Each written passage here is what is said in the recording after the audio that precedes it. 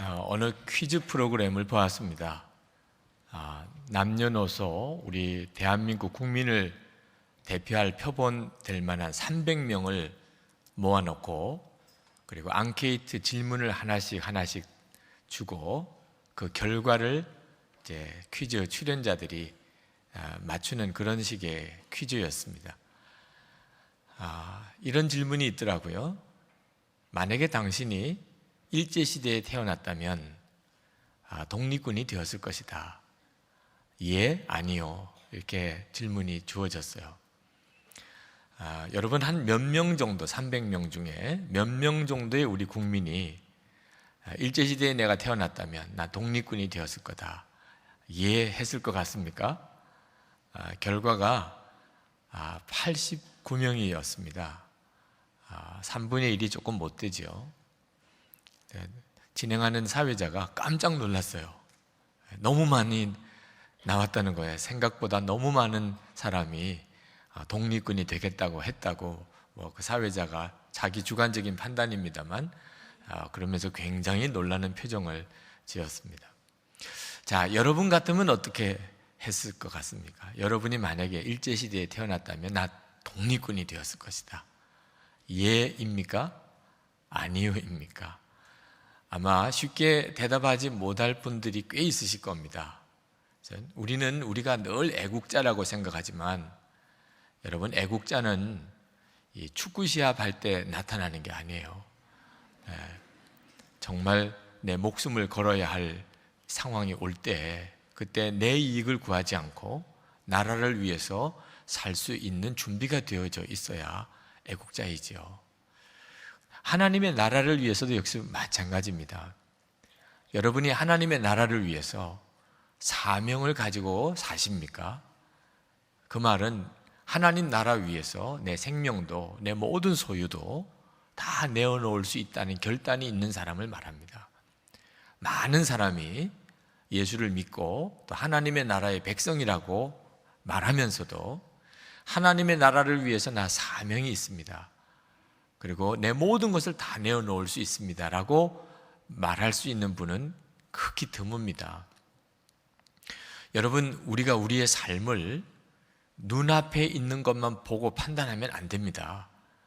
1년 뒤를 생각하고 10년 뒤도 내다보고 또 100년 뒤도 볼 줄 알아야 합니다. 내 자녀, 후손들에게까지 내 삶은 어떤 의미가 있을까 하는 점에 대해서 정확하게 판단하고 오늘 내게 되어지는 일들을 판단하고 결정하고 행동해야 합니다. 우리의 삶은 정말 길게 보아야 합니다. 오늘 이 성경 본문은 데살로니가 교회가 세워진 그 처음 데살로니가의 복음이 전해졌던 그때의 상황을 짤막하게 기록해 둔 성경입니다. 사도 바울과 실라가 빌립보에 유럽의 최초의 교회를 세우고 그 마게도냐 지역의 두 번째로 큰 도시인 데살로니가로 갑니다. 그리고 거기서 이제 교회를 세우는데 석 주간 동안 유대인 회당에 들어가서 복음을 전합니다. 예수님의 십자가와 부활의 복음을 전합니다. 많은 사람이 예수를 믿었다고 그랬습니다. 헬라인의 많은 귀부인들까지 예수를 믿고 이제 그들이 데살로니가 교회의 교인이 된 거죠. 그러나 한 석주가 지나고 난 다음에 유대인들이 시기심 때문에 이제 불량배들을 동원해서 바울과 실라를 잡으려고 야손의 집에, 그 집에 바울과 실라가 묵고 있었기 때문에 야손의 집을 급습합니다. 동네 불량배들 다 끌어모아서 온 데살로니가 성이 소란했다고 그랬습니다. 그런데 마침 바울과 실라가 잠시 어디에 가 있는 중이었기 때문에 그들이 바울과 실라는 잡지 못하고 야손을, 그 집주인인 야손을 그 형제들과 함께 끌고 이제 읍장들에게 데리고 갑니다.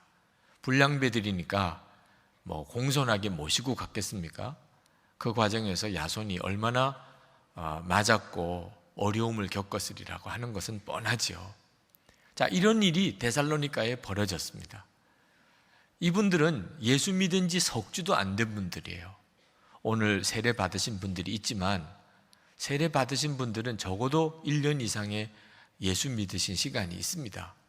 석주도 안 된 사람들이에요. 완전히 새신자 중에 새신자죠. 자, 예수 믿고 구원받는 복음을 듣고 그들이 예수님을 영접했는데, 아니, 이 무슨 봉변입니까? 예수 믿고 이런 어려움을 겪는다면 예수 믿을 사람이 누가 있겠습니까? 그들에게 붙여진 죄목이 얼마나 심각한 죄목인가. 천하를 어지럽게 하는 사람들이라. 도대체 무엇 때문에 천하를 어지럽게 했다는 말입니까? 가이사 대신에 다른 임금이 있다. 우리에게는 그가 예수인데 그 예수를 우리가 믿는다는 말이에요. 그러니까 말 그대로만 말하면 이건 대역죄입니다. 임금을 부정하고 그리고 다른 임금을 세우는 정말 심각한 반역의 죄지요. 이런 죄목으로 고소를 당하고 처벌을 받는다면 예수 믿을 사람이 누가 있겠습니까? 그런데 참 놀라운 말씀이 성경에 나오는 거예요. 그런 어려움을 겪었던 데살로니가, 생각해보면 예수 믿을 사람 한 사람도 없을 것 같은 그곳에 교회가 선 겁니다. 데살로니가 교회가 섰어요. 그래서 성경에 데살로니가 전후서가 있지요. 그 데살로니가 교회에 보낸 편지입니다. 사도 바울의 편지. 근데 그 데살로니가 전후서를 보면 데살로니가 교회가 정말 놀라운 교회예요. 3절 말씀에 보면, 데살로니가 전서 1장 3절 말씀에 보면 거기에 이렇게 사도 바울이 썼습니다. 너희의 믿음의 역사와 사랑의 수고와 우리 주 예수 그리스도에 대한 소망의 인내를 우리 하나님 앞에서 끊임없이 기억함이니. 저는 교회를 향하여 만약에 칭찬이 있다면 이보다 더한 칭찬은 없다고 저는 생각합니다. 어느 교회가 믿음의 역사가 있고 사랑의 수고가 있고 소망의 인내가 있다, 받을 수 있는 모든 칭찬을 다 받은 거예요. 그 교회가 데살로니가 교회라는 겁니다. 데살로니가 교회가 핍박을 받는 중에 그들이 복음을 받아들였다고. 데살로니가 전서 1장 6절, 7절, 8절에 보면 사도 바울이 그렇게 말합니다. 사도행전 17장을 말하는 거예요. 너희는 많은 환난 가운데서 성령의 기쁨으로 말씀을 받아 우리와 주를 본받은 자가 되었으니. 데살로니가 교회는 이런 아주 흉악한 일들을 겪으면서 그들이 그래도 예수를 믿겠다고 하고 교회가 된 걸 말합니다. 데살로니가는 사람들이 험하기로 아마 소문났던 지역이었던 것 같습니다. 불량배들이 예수 믿는 사람을 아주 굉장히 해코지하고 방해하고, 나중에 이 사람들은 베레아까지 가서 사도 바울의 복음 전도를 가로막습니다. 그랬던 곳이 데살로니가인데, 그럼에도 불구하고 그들이 예수를 믿고, 그리고 교회가 섰던 소문이 이 마게도니아, 아가야 지역뿐만 아니고 각지에 소문이 다 났다는 거예요. 그 내용이 1장 7절 8절에 계속됩니다. 8절 마지막 부분에 보면 너희 믿음의 소문이 각처에 퍼진 거로 우리는 아무 말도 할 것이 없노라. 사도 바울이 전도하러 가보면 데살로니가 교회 소문이 나 있다는 거예요. 무슨 소문인가? 환난 중에 그들이 성령의 기쁨으로 복음을 받아들이고 그리고 예수를 믿은 사람이더라. 그 데살로니가 교회는 믿음의 역사가 있고 사랑의 수고가 있고 소망의 인내가 있는 교회더라. 사람들이 다 알고 있더라는 거예요. 그래서 사도 바울이 자기는 더 할 말이 없었다, 이제 이렇게 말하는 교회가 바로 데살로니가 교회예요. 이런 교회가 어떻게 생겼습니까? 바로 야손과 그 형제들이 말할 수 없는 봉변을 당한 이 일을 겪는 일을 씨앗 삼아서 이 교회가 그렇게 섰다는 거예요. 여러분, 선한 목자 교회가 데살로니가 교회처럼 믿음의 역사가 있고 사랑의 수고가 있고 소망의 인내가 있는 교회가 된다면 우리가 어떤 수고를 해도 보람이 있겠지요. 이것이 우리의 사명이라고 저는 믿습니다. 이런 교회를 세우는 것이 하나님이 우리에게 주신 사명입니다. 여기 계신 여러분 모두는 예수님 안에서 한결같이 다 사명을 받으신 분들입니다. 예수는 믿었는데 사명을 받지 못한 사람은 한 사람도 없습니다. 단 사명을 거부하는 사람은 있어요. 하나님이 내게 주신 사명을 부담스럽다고, 너무 힘들다고, 나 자신도 지금 너무 버겁다고 부정하고 거부하는 사람은 있어도 사명을 못 받은 사람은 아무도 없습니다. 저도 목사지만 때때로 제게 주신 사명이 너무 무거워서 벗어버리고 싶은 생각이 들 때가 여러 번 있었습니다. 이 사명, 이 직임 좀 벗어버리면 얼마나 홀가분하고 좋을까, 이런 생각했던 적이 있었어요. 그런데 그때 성령께서 제가 얼마나 바보 같은 생각을 하고 있는지에 대해서 깨우쳐 주셨습니다. 제가 참 존경하는 목사님 중에 김동호 목사님이라는 분이 계신데 한 번은 그런 말씀을 설교 중에 하셨습니다. 많은 사람들이 너무너무 부러워하는, 나도 좀 저분처럼 살았으면 좋겠다, 그렇게 복을 받았다고 많은 사람이 부러워하는 은퇴 장로님이 계셨는데, 그 장로님이 한 번은 자신의 삶이 너무 부끄럽고 그리고 후회가 되는 실패자의 삶이라고 고백하시더랍니다. 그래서 깜짝 놀랐대요. 아니, 장로님의 삶이 어떻게 그렇게 실패의 삶이라고 말할 수 있습니까? 다 부러워하시는데. 근데 그 장로님께서 하시는 이야기가, 당신은 평생 사는 동안 믿음으로 도전적인 삶을 한 번도 살아본 적이 없다는 거예요. 정말 죽으면 죽으리라, 실패를 각오하고서라도 이것이 하나님의 뜻이니까, 하나님이 기뻐하는 길이 이 길이니까 내가 용기를 가지고 믿음으로 한번 그렇게 도전하는 삶을 살아본 적이 없다는 거예요. 항상 편안한 길, 무리가 안 되는 길, 그런 쪽으로만 자기는 평생 살았다는 거예요. 그래서 크게 어려움 겪은 적도 없고 크게 무슨 실패한 적도 없이 사람들은 다 자기를 너무너무 복되다고 그렇게 인정하지만 이제 하나님 앞에 갈 때가 됐는데 돌이켜 생각해 보면 하나님 앞에 가서 내 삶에 대해서 뭐라고 보고를 드려야 되냐 말이에요. 지금까지 살아오는 중에 한 번 정말 실패를 각오하고서라도 죽으면 죽으리라는 결단을 하고, 믿음이 이것이 믿음이니까, 하나님이 원하는 길이 이 길이니까 고난을 각오하고 살아본 적이 없는데 하나님 앞에 가서 무슨 보고를 어떻게 드리느냐.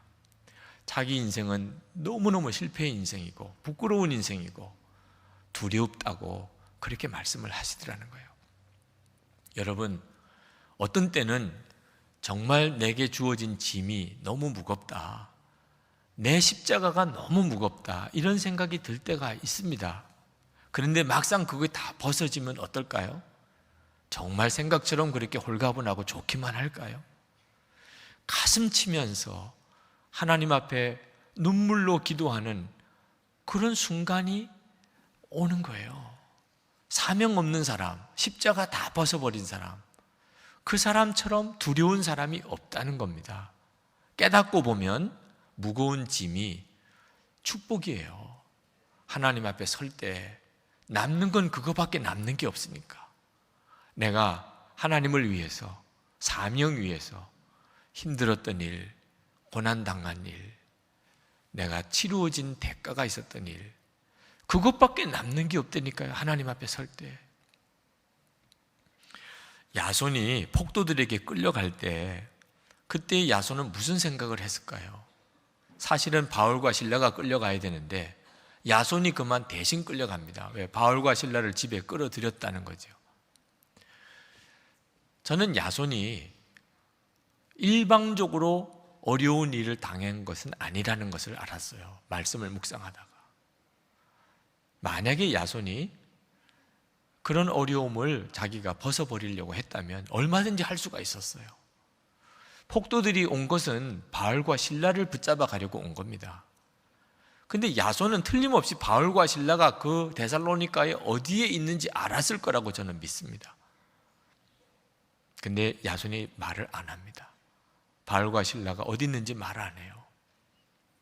바울과 실라가 어디 있다고 말하면 야손은 붙잡혀갈 이유가 없어요. 야손이 또 내가 이제 예수 안 믿겠습니다, 그렇게 그가 말했다면 또 끌려갈 이유도 없어요. 야손은 끝까지 입을 다물고 읍장들 앞에, 무리들 앞에 끌려갑니다. 그 말은 야손 스스로가 고난을 스스로 짊어진 거예요. 예수 안 믿겠다고 하면 끝나는 일이고, 바울과 실라가 어디 있는지 모르니까 가서 찾아보라고 했으면 벌써 야손은 풀려나는 상황이에요. 야손은 그렇게 하지 않았습니다. 그는 오히려 자기에게 주어진 고난을 달게 받았어요. 그때 야손은 어땠을까? 묵상 중에 저는 야손이 눈물로 기도했었다는 사실에 대해서 가슴에 너무나 강하게 감동이 왔어요. 야손은 예수 그리스도 복음에 대해서 들은 지 석주밖에 안 됩니다. 그렇지만 분명히 들은 것은 내 죄와 저주, 그것을 예수님이 대신 지시고 십자가에 죽으셨다는 거예요. 그는 예수님의 이름으로 지금 붙들려 가고 있습니다. 내가 예수 안 믿겠다고 하면 얼마든지 풀려날 수 있지만 야손은 그렇게 할 수가 없었어요. 예수님은 나를 위해서 십자가 지신 것을 뻔연히 아는데, 내가 그 예수님을 구주로 영접했는데 내가 이 어려움 벗어나느라고 예수님을 부정해, 그럴 수가 없었어요. 전도자 사도 바울과 실라, 그는 끌려가면서 사도 바울과 실라가 그동안 다니면서 어떤 어려움을 겪었는지를 자기가 몸소 이제 겪어보는 겁니다. 데살로니가까지 와서 복음을 전해 주었어요. 사도 바울과 실라를 고자질할 수 있겠습니까? 야손은 그렇게 할 수가 없었어요. 야손은 오히려 하나님께 기도했을 겁니다. 하나님, 빨리 사도 바울과 실라가 피할 길을 열어주십시오. 자기가 아무 말 하지 않고 그리고 재판을 받으면 시간을 벌어주는 거예요. 사도 바울과 실라가 도망갈 기회를 열어주는 겁니다. 사도 바울과 빨리 실라가 하나님, 이 어려움에서, 이 성에서 벗어나게 해주십시오. 그는 그렇게 기도했을 거예요. 그 기도가 눈물의 기도가 아니었겠습니까? 끌려가면서 자기와 함께 예수 믿은 데살로니가의 그 교인들 생각했을 거예요. 그리고 또 하나, 폭도들은 다 자기가 알던 사람들입니다. 데살로니가 성에 사람들이 얼마나 많았겠습니까? 뻔히 다 아는 사람들이죠. 그 사람들이 자기를 죽이려고 오는 거예요. 예수를 알지 못하기 때문에, 구원받지 못했기 때문에. 그 구원받지 못한 그 사람들에 대한 얼마나 안타까운 마음이 있었겠습니까? 야손의 눈물의 기도가 있었구나 하는 것을 보았습니다. 그러니까 데살로니가 교회가 선 거죠. 눈물입니다, 눈물. 여러분이 사명이 있는지 아닌지 그것을 점검해 볼 수 있는 기준이 눈물이에요. 여러분에게 눈물의 기도가 있으면 그것은 여러분의 사명입니다. 눈물의 기도가 있는 사람이라면 사명을 가지고 있는 사람이에요. 저는 설교할 때 늘 마음에 아쉬운 것이 있었습니다. 제가 말씀을 전하면 은혜를 받는 것이 다 똑같지 않다는 것을 설교자인 저 자신이 압니다. 어떤 설교에는 은혜의 역사가 아주 성도들에게 깊이 임하고 어떤 설교에는 별로 그렇지 못한 것을 느낍니다. 주로 제가 어려움을 겪는 설교의 주제가 나라와 민족을 위한 설교, 통일을 위한 설교, 어려운 이웃을 위한 설교, 이런 설교에는 성도들이 은혜 받는 게 훨씬 적다는 것을 느낍니다. 그것은 저에게 있어서 큰 고민이지요. 하나님, 제 설교에 무엇이 문제입니까? 그때 하나님께서 저에게 깨닫게 하신 것이 눈물이었어요. 눈물이 다른 겁니다. 저는 나라를 위해서 저 나름대로 가지고 있는 견해가 있습니다. 무엇이 잘했는지, 무엇이 잘못되었는지라는 생각도 있어요. 그렇지만 나라를 위해서 통곡하고 한번 내가 울어보고 기도한 적이 있나? 나라를 위한 기도를 해본 적은 많습니다. 그러나 눈물의 기도를 드려봤나? 그 점에 대해서는 자신이 없어요. 저는 아버님이 계시지만 저희 집안의 어른들이 다 이북에서 피난 내려오신 분들입니다. 통일은 저에게 중요한 관심사예요. 통일에 대해서 저 나름대로 가지고 있는 어떤 열정도 있습니다. 그러나 통일을 위해서 하나님 앞에 정말 통곡하고 울면서 기도해 보았나? 자신이 없어요. 통일을 위한 기도를 해봤지만 눈물의 기도를 해봤나? 그러니까 나라를 위한 기도, 설교, 통일을 위한 설교가 원론적으로는 얼마든지 설교를 잘 할 수가 있지만 성도들이 가슴을 치는 메시지가 안 되더라 그 말입니다. 저는 어릴 때부터 비교적 그냥 평탄한 길을 따라 자랐습니다. 억울한 일을 당해보거나 또는 무슨 특별히 고통스러운 일을 겪어보지 않았어요. 그래서 이 사회에 힘들고 어려운 사람들을 볼 때 제 마음에도 사람인지라 어려운 사람, 고난당하는 사람들의 마음이 아예 없지는 않습니다. 그렇지만 가슴이 저리는 것은 제게 없어요. 제가 그런 일을 겪어보질 않았기 때문에. 그래서 제가 어려운 사람들을 돕자는 설교를 할 수 있습니다. 그렇지만 성도들의 가슴을 치는 것은 없어요. 눈물의 문제가 있는 거죠. 그러나 저는 저 자신의 신앙 상태, 저 자신의 개인적인 삶에 대하여는 정말 많이 울었습니다. 예수를 믿는다고 하고 목사라고 하면서도 내가 이게 진짜 주님의 종인가? 나는 왜 죄 하나가 극복이 안 되나? 내 성질 하나가 해결이 안 되나? 예수님이 정말 내 마음에 계신 건 사실인가? 주님의 음성을 나는 진짜 듣는가? 저는 저 자신을 생각할 때 때때로 너무너무 절망할 때가 많았습니다. 제가 진짜 예수 믿는 게 맞습니까? 성령의 충만함이라는 게 뭡니까? 죄 하나 극복이 안 되니 하나님 이게 웬 까닭입니까? 정말 처절하게 울어본 적이 많습니다. 그래서 개인적인 신앙생활에 대한 주님과의 관계에 대한 말씀을 전할 때는 은혜 받았다는 분들을 봅니다.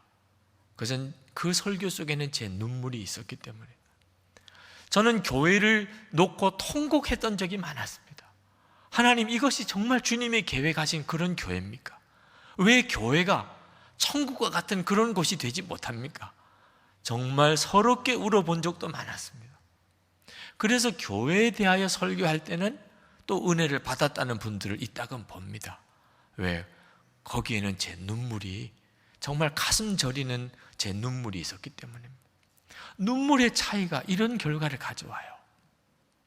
저는 그동안에 교단 문제나 나라와 민족에 대한 문제, 통일에 대한 문제, 사회 정의에 대한 문제, 이런 문제들에 대해서 항상 마음에 어떤 걸림이 있었습니다. 내 문제 하나도 해결을 못하면서 내 가정 하나, 내가 섬기는 교회 하나도 제대로 못하면서 사회에 대해서 무슨 할 말이 있어? 나라에 대해서 무슨 할 말이 있어? 교단에 대해서 무슨 할 말이 있어? 그것이 제 마음속에 있는 걸림이었어요. 근데 요즘에는 예수님께서 제 마음을 다시 만지시는 것을 느낍니다. 주님이 저에게 다시 깨닫게 하고 계세요. 너 언제까지 내 문제가 해결이 안 됐는데 너 그러고 살 거냐? 너 언제까지 그러고 살 거냐? 그것이 마귀의 속임이라고 하는 것에 대해서 깨닫게 하셨어요. 마태복음 6장 31절 또 33절 말씀에 보면 예수님께서 이렇게 말씀하십니다. 우리 같이 한번 읽겠습니다. 그러므로 염려하여 이르기를 무엇을 먹을까, 무엇을 마실까, 무엇을 입을까 하지 말라. 33절입니다. 그런즉 너희는 먼저 그의 나라와 그의 의를 구하라. 그리하면 이 모든 것을 너희에게 더하시리라. 예수님께서는 내 문제부터 해결하고 이러면서 고민하고 근심하고 갈등하는 사람이 잘하는 게 아니라는 거예요. 그것은 정말 주님께 맡기라는 거예요. 이제 예수를 믿었고 십자가 복음을 알았다면 내 문제 하다가 평생 그렇게 끝난다는 거예요. 이제는 먼저 그의 나라와 의를 구하라. 그리하면 내 문제는 하나님께서 다 해결해 주시는 역사를 주신다는 거예요. 여러분 중에도 아마 생각을 그렇게 하고 계시는 분이 있으실 거예요. 교회 문제 누군가는 해야 되겠지만 지금 나는 내 문제 하나가 해결이 안 돼. 우리 집안 문제가 하나 해결이 안 돼. 내가 무슨 교회 일을 할 수 있겠어?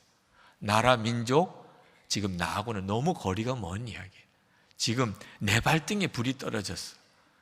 이런 생각 가지고 계신 분들 있으실 거예요. 여러분, 그렇게 평생 삽니다. 마귀가 우리를 주의 일 못하도록 묶어주는 것이 끊임없이 우리 자신의 문제에 매이게 만드는 것이에요. 그렇게 평생 살게 되고 평생 해결 안 돼요. 무엇을 먹을까 입을까 염려하지 마라. 우리 주님이 우리에게 주신 너무나 놀라운 복음입니다. 예수를 믿었다면 이제는 무엇을 먹을까 입을까 염려하지 마라. 먼저 그의 나라와 의를 구하라. 감리교회 어려운 일 겪으면서 한 번은 기도회 중에 감리교회를 위해서 정말 통곡하고 울게 하셨어요. 제 속에 그런 눈물이 있었나 저 자신도 놀랄 정도로 그렇게 통곡하고 울게 하셨습니다. 그리고 난 다음부터 감리교회에 대한 어떤 마음의 사명이 내 마음에 역사하는 걸 느낍니다. 감리교회 교단 일, 제 가슴에 어떤 저림으로 와닿아요. 남의 일 같이 여겨지지 않고 눈물이 사명인 겁니다. 여러분, 교회를 위해서 여러분의 눈물의 기도가 있습니까? 교회에 대해서 이러쿵저러쿵 의견이 있으신 것은 아마 많으실 거예요. 그러나 교회에 대해서 나도 할 말이 있다, 이건 아직 사명이 아닙니다. 교회에 대해서 눈물의 기도가 있습니까? 교회를 위해서 기도하면 눈물이 쏟아집니까? 그러면 이 교회를 위한 사명이 있으신 거예요. 그러면 교회의 직분을 맡으실 자격이 있습니다. 그러나 교회를 향하여 눈물이 없어요. 할 말은 있지만, 할 말은 많지만 내가 교회를 위해서 울어본 적이 없어요. 전에 한번 울었던 적은 있지만 지금은 눈물이 없어요. 그러면 임원 자격이 없습니다.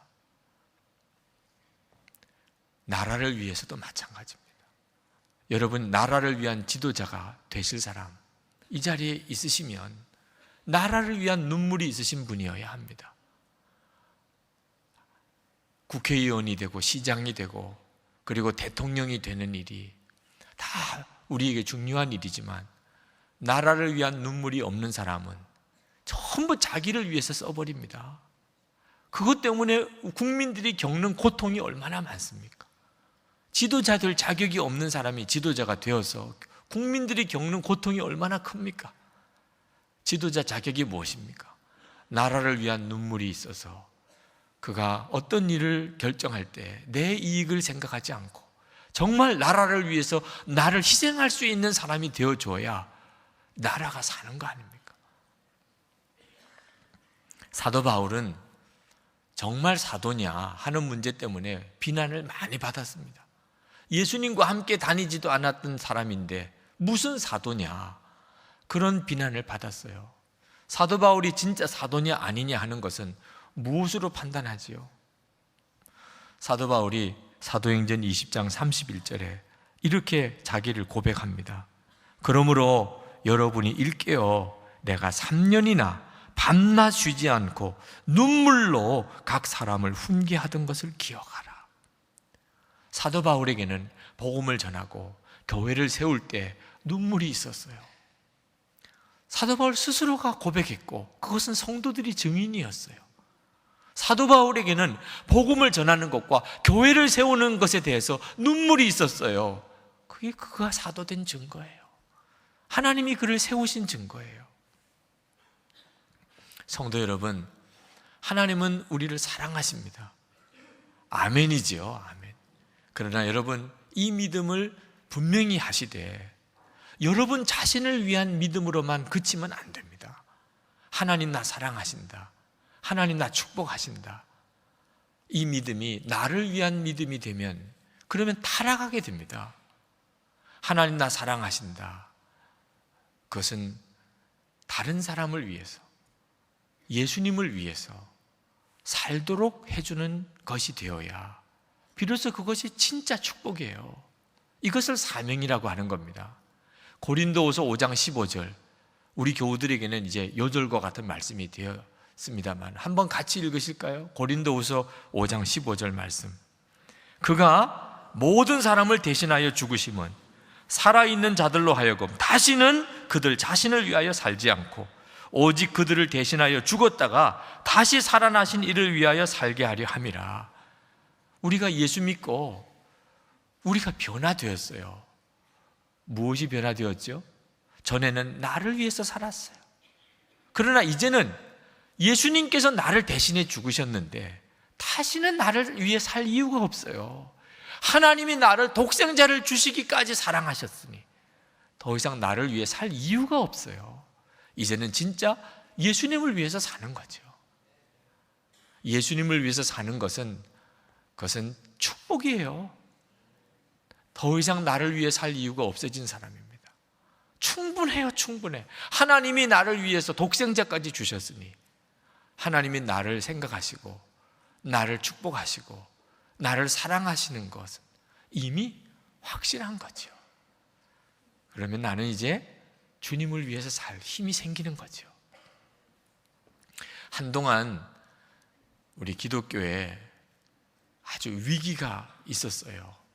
아직도 그 문제가 완전히 해결되지는 않았습니다만 그것은 우리가 예수 믿으면 축복받는다, 성공한다 하는 데서 메시지가 강조된 겁니다. 예수 믿는 목적이 뭔가? 하나님이 우리를 축복하시고 우리를 잘되게 하시고 성공하게 하시는 거니까 그게 예수 믿는 목적이에요. 그럴듯한 복음입니다. 이것 때문에 수많은 사람들이 교회에 오기도 했어요. 이런 복음을 성공복음이라고 합니다. 그리고 이런 성공복음의 원조격인 사람이 있어요. 미국의 짐 베이커 목사라는 분입니다. 이분이 예수 믿으면 성공하고 예수 믿으면 잘되고 예수 믿으면 축복받는다 이런 복음을 전하는 데 있어서 대표격인 사람입니다. 그는 1970년, 80년대에 미국의 TV 설교가로 유명한 사람이에요. 그는 엄청난 기독교 센터를 세우고 미국의 제일 큰 예배당을 짓고 있었던 사람입니다. 그런데 그가 한순간에 몰락했어요. 성 스캔들이 생기면서 파멸의 길을 들어섭니다. 그가 공금횡령죄로 재판을 받고 45년형을 언도받아요. 나이 50세에 그 감옥에 들어갑니다. 그가 감옥에 들어가서 다시 성경을 읽었어요. 그리고 난 다음에 내린 결론이 내가 잘못했었다. 내가 틀렸었다. 짐 베이커 목사가 쓴 책입니다. 이 책을 읽으면서 정말 많은 생각을 했었습니다. 저는 이 짐 베이커가 설교했던 그 메시지를 들으면서 사실 청년 시절과 저희 대부분의 젊은 목회자 시절을 보낸 사람입니다. 그런데 한 20년도 안 되어서 그 복음은 심각한 문제가 있는 거짓 메시지였다고 결론이 지어졌어요. 한국 교회도 이 문제 때문에 지금 심각한 호경을 앓고 있습니다. 예수 믿는 목적이 축복받고 성공하는 것인가? 그게 아니었다는 거예요. 짐 베이커 목사는 그는 이렇게 설교했어요. 예수님이 십자가의 고난을 지셨으니 우리는 축복받는 것만 남았다는 거예요. 우리는 고난 이런 거 생각할 필요가 없다. 고난은 예수님이 다 당하셨으니 우리는 이제 축복만 받도록 되어져 있다. 믿으면 된다는 거예요. 하나님 앞에 기도할 때 하나님 뜻대로 하옵소서 이런 기도는 하지 말아야 된다. 왜? 하나님의 뜻이 무조건 우리가 잘 되는 거니까. 그러니까 차 하나 정말 가지고 싶으면 하나님 뜻대로 주시면 주시고 이렇게 기도하면 안 된다. 하나님 빨간색 스포츠카 옵션은 뭐 그거 주세요. 이게 믿음이라는 거예요. 이게 축복받는 믿음이라는 거예요. 이렇게 설교했어요. 그는 성공복음 기복신앙을 설교한다는 그런 평가를 받았는데 개의치 않았어요. 왜? 자신이 있었어요. 그게 옳다고 믿었어요. 예수 믿고 복 받는 게 뭐가 틀려? 예수 믿고 복 받는 게 하나님 뜻이지, 안 믿는 사람이 문제지. 그는 그렇게 생각했습니다. 그런데 감옥에 들어가서 성경을 읽어보니까, 성경을 깊이 읽어보니까, 진짜 다시 성경을 처음부터 제대로 읽어보니까 내가 틀렸었다, 그걸 깨달았다는 거예요. 예수님의 말씀하고 정반대로 자기가 설교를 하고 있었다는 거예요. 나는 몇 년 동안 그릇된 교리를 설교하고 그러는지도 알지 못하고 사람들이 돈과 사랑에 빠지도록 가르침으로 주님의 말씀과 정반대 짓거리를 하고 있었습니다. 나는 교묘하게 사람들에게 예수님보다는 물질의 마음을 두도록 독려했습니다. 나는 예수 그리스도를 나의 구주로 영접했고 나의 입술로 그분을 주님이라고 불렀지만 내 가슴과 삶 속에 그분이 나의 주님이 아니었음을 깨달았습니다. 내가 그렇게나 틀렸다는 것에 즐거웠고 하나님이 나를 거짓 예언자로서 죽도록 때리시지 않으신 것에 대해서 오히려 너무나 감사를 드렸습니다. 그는 감옥에서 그동안 자기가 무죄라고 막 법정 소송을 했던 것을 다 포기했어요. 그리고 자기를 이렇게 만든 사람들에 대한 마음의 원망과 미움 전부 다 내려놓고 그 사람들에게 감사를 드렸다고 그랬습니다. 성도 여러분, 예수를 믿어도 정확하게 믿어야 합니다. 그러면 하나님은 우리를 축복하는 하나님이 아니신가? 그렇지 않습니다. 하나님은 우리가 건강하기를 원하시고 우리가 부유하기를 원하시고 또 우리가 성공하기를 원하세요. 그러나 그것이 목적이 되어서는 안 된다. 그것은 주님을 위해서 살기 위한 하나의 방법인 것뿐입니다. 그것을 주시면 주를 위해서 살 것뿐이죠. 목적은 주를 위해서 사는 데 있는 것입니다. 여러분, 우리가 얼마나 복을 받은 사람인가. 하나님 앞에 섰을 때 내가 세상에서 가진 것과 성공한 것으로 평가받지 않습니다. 예수님을 위해서 산 것, 다른 사람의 영혼을 구원하려고 살았던 것, 그것을 통해서 평가받아요. 여러분, 우리가 정말 시기할 게 있다면 다른 사람이 큰 집 가진 거, 재산 많이 가진 것을 시기할 게 아니고 주님을 위해서 살았던 것, 더 많은 영혼을 구원했던 것을 오히려 시기하면 시기할까? 여러분, 진짜 두려운 게 뭡니까? 예수 처음 믿고 은혜 받았을 때는 내 모든 것 다 하여 주님을 위해 살고 싶었는데 지금 보니까 나는 주님 앞에 드린 게 없어요. 그게 두려운 겁니다. 주님 앞에 충성스러웠던 종들이 다 둘러섰을 때 그들은 다 주를 위해서 희생한 증거가 있는 사람들입니다. 근데 그 자리에 나도 설 수 있을까? 그 무리들 속에 나도 설 수 있을까요? 우리가 건강을, 부유함을, 세상의 성공을 하나님이 우리에게 주실 때 목적이 분명해야 돼요. 여러분, 홀트 여사 아시죠?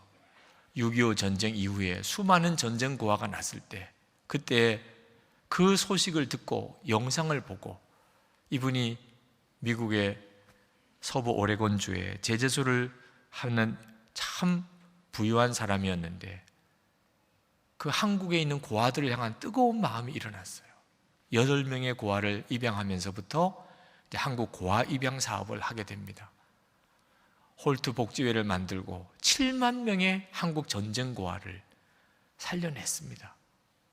그분은 돌아가실 때까지 새벽 4시 40분에 일어나서 조깅을 하셨다고 그래요. 건강을 위해서 그랬죠. 그런데 왜 그렇게 건강을 챙기셨죠?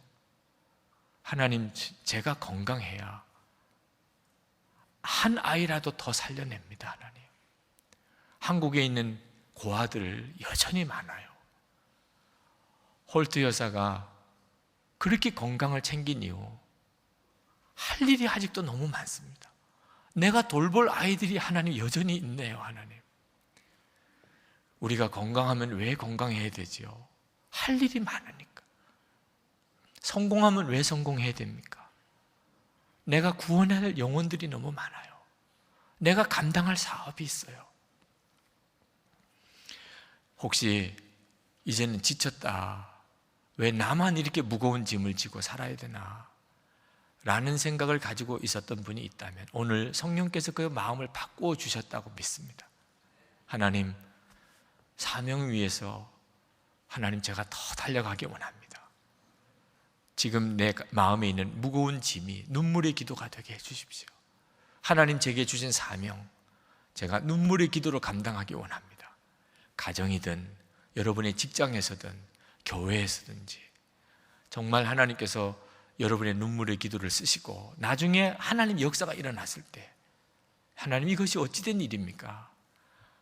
여러분의 이름을 부르시면서 아무의 눈물의 기도가 있었다, 그렇게 주님이 말씀하실 수 있게 되기를 축복합니다. 기도하십시다. 우리 다 같이 통성으로 기도하겠습니다. 하나님, 제게 사명의 눈을 열어주십시오. 마음의 무거운 짐, 부담감, 눈물의 기도로 바꿔 주옵소서. 통성으로 기도합시다. 은혜와 사랑이 충만하신 아버지 하나님, 오늘도 사랑하는 성도들 하나님의 능하신 손에 부탁합니다. 주의 성령님, 이 시간에 역사해 주시옵소서. 말씀과 함께 하나님의 놀라운 은혜가 성도들의 마음의 깊은 곳까지 하나님 임하여 주옵소서. 깨닫게 하시고 보여주시고 드러내 주시옵소서.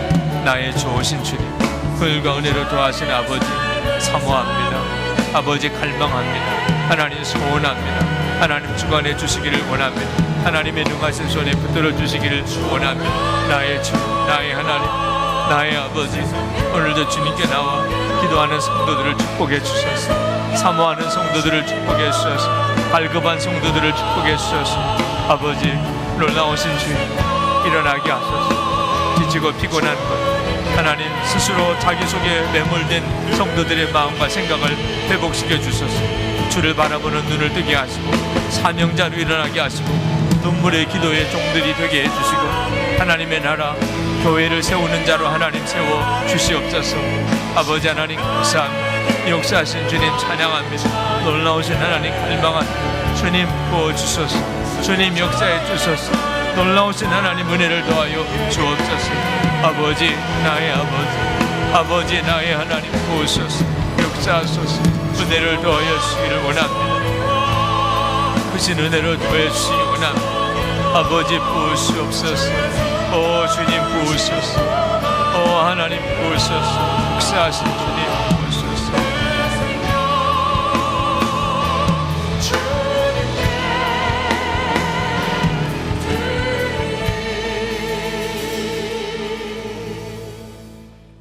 은혜로우신 주님 감사합니다. 역사하신 하나님 찬양합니다.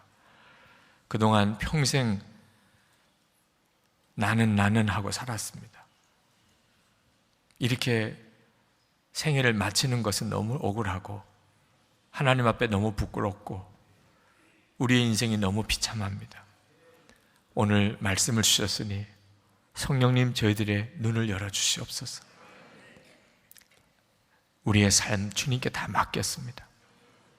우리의 삶에 대한 걱정, 근심 주님 다 맡아주셨습니다. 주님의 나라 위에, 나라 민족 위에, 주님의 세우신 교회 위에, 주변에 있는 어려운 이들을 위해 하나님 저희의 삶을 쓰시옵소서. 하나님의 손에 쓰임받는 인생 되고 싶습니다.